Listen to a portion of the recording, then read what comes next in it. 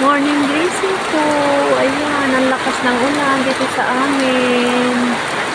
Yan ang sign na talagang tag-ulan na mga guys.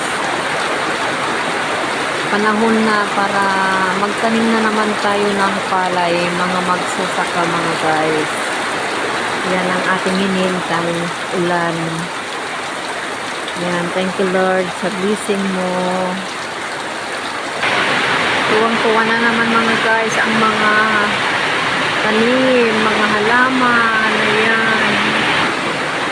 Tingnan nyo mga guys yung mga halaman ko dito sa harap. Ayan. Libreng dilig na naman mga guys.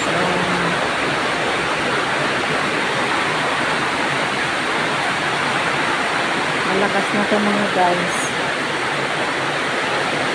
Pwede nang magpunla ng palay. Yung iba siguro nagre-ready na sila.